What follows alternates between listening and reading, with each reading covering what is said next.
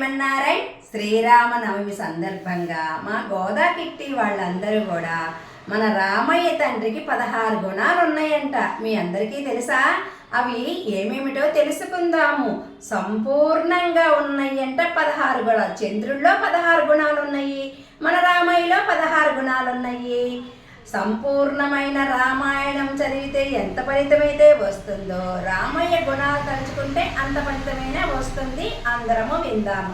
రాముడు శక్తిమంతుడు, ధర్మజ్ఞుడు, సత్యవాక్పాలకుడు, సదాచార్య సంయుక్తుడు, పరాక్రమవంతుడు, విద్వాంసుడు, కృతజ్ఞుడు, అనసూయకుడు, దృఢ వ్రతుడు, తేజవంతుడు, సర్వభూతహితుడు, జితక్రోధుడు, ధైర్యవంతుడు, ప్రియదర్శనుడు.